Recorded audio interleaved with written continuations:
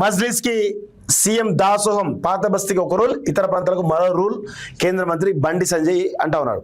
So దయచేసి బండి సంజయ్ గారు ఇప్పుడు ఇలా విచిత్రాతి చిత్రం ఏంటంటే ఎంత దుర్మార్గంగా ఉంటాడు వీళ్ళ పరిస్థితి.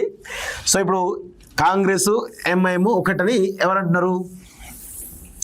ఇలా పేర్లు తీసుకుందాం, వేరే వద్దు, పేర్లే సార్, పేరు అంటే పార్టీల పేరు తీసుకుందాం. Congress, MIM, BJP. బీజేపీకి సంబంధించినటువంటి కేంద్ర మంత్రి ఏమంటున్నాడు? కాంగ్రెస్ ఎంఐఎం ఒకటి అని అంటున్నాడు.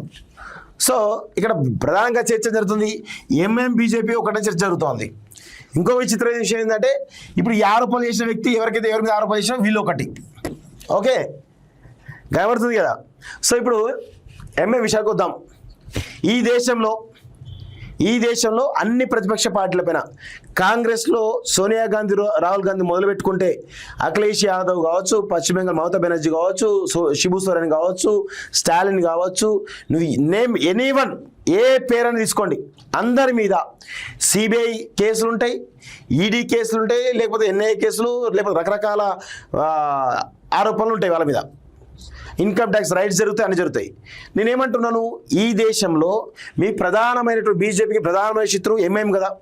మరి ఎంఐఎం పైన ఎన్నిసార్లు ఐటీ రైట్స్ జరిగినాయి, ఎన్ని సిబిఐ కేసులు ఉన్నాయి, ఎన్ని ఈడీ కేసులు ఉన్నాయి, ఎన్ని ఎన్ఐఏ కేసులు ఉన్నాయి? ఒక్కటనుందా? 100కు ఎక్కడ బీజేపీ గెలవాలి? బీహార్లో బీజేపీ అధికారంలో రావాలంటే అక్కడ ఎంఐఎం కీ రోల్ ప్లే చేయాలి. పశ్చిమ బెంగాల్లో అధికారంలోకి రావాలంటే పశ్చిమ బెంగాల్లో పోటీ చేయాలి ఎంఐఎం. సో ఇప్పుడు మహారాష్ట్రలో బీజేపీ అధికారంలో అంటే అక్కడ ఎంఐఎం పోటీ చేయాలి. సో ఇక్కడ తెలంగాణలో అంటే తెలంగాణ పోటీ చేయాలి. ఎక్కడ బీజేపీ అధికారంలో వల్ల అక్కడ ఎంఐఎం పోటీ చేయాలి. ఎందుకు? ఈ బీజేపీకి బీ టీం వాస్తవంగా ఎంఐఎం ఎక్కడో లేదు, ఎన్డీఏ కూటమిలో ఉన్నది, గుర్తుపెట్టుకోండి. ఎన్డీఏ కూటమిలో అనఫిషియల్ ఉన్నది. ఇది ఎవరికి అర్థం కాని విషయం. మన అందరం ఏమనుకుంటాం, చంద్రబాబు నాయుడు మొత్తం కేంద్రాన్ని కంట్రోల్ చేసిన అనుకుంటాం కదా, మొత్తం మోడీని కంట్రోల్ చేసిన అనుకుంటాం కదా. లేదు, ఉత్తవచ్చుడు అది. ఓవైసీలు కంట్రోల్ చేస్తున్నారు మోడీని. బీజేపీకి బీ టీం 100కు 100% ఎంఐఎం, రాసి పెట్టుకోండి, ఓకేనా. సో ఇప్పుడు ఆబ్వియస్గా కాంగ్రెస్ ఎంఐఎం ఒకటే. ఇక్కడ స్థానికంగా తెలంగాణ వరకు వచ్చేదే కాంగ్రెస్ ఎంఐఎం ఒకటే. ఇక వాళ్ళ ప్రజల కోసం వీళ్ళు పనిచేస్తారు, వీళ్ళ ప్రజల కోసం వాళ్ళు పనిచేస్తారు. పరిపాలన విషయంలో కానీ జరుగుతూ ఉంటాయి.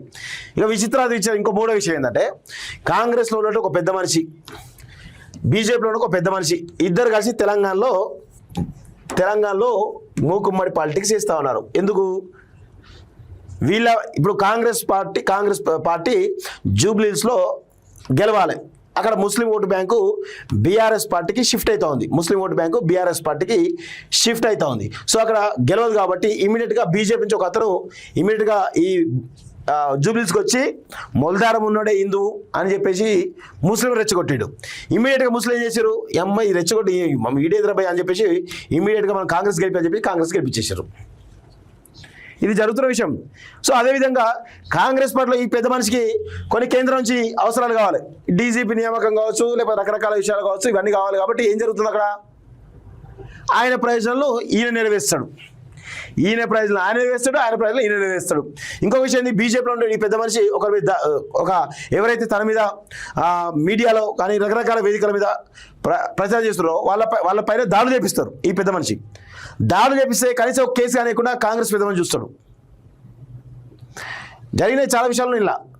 సో ఇట్లా ఈయన ప్రజల కోసం ఈయన పనిచేస్తుంటే ఆయన ప్రజలు ఆయన పనిచేస్తుంటే, ఇక్కడ విషయం ఏంటంటే భావజాలాలు ఉండవు, వీళ్ళకు పార్టీలు ఉండవు, ఏది ఉండదు, అధికారము డబ్బే పరమావధిగా వీళ్ళందరూ పనిచేస్తూ ఉంటారు.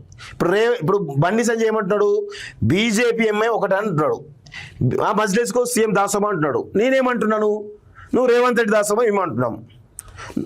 సో బీజేపీకి బీ టీము ఎంఐఎం మేము అంటున్నాం. 100% జరుగుతుంది కదా. ఇవన్నీ ఉత్తమం. ఇప్పుడు ఇట్లా చేయడం ద్వారా ఏంది, అందరి మీద దాడులు చేపించి అది చేసే ప్రయత్నం చేస్తూ ఉంటాడు బండి సంజయ్. ఇది జరుగుతున్నటువంటి పరిస్థితి.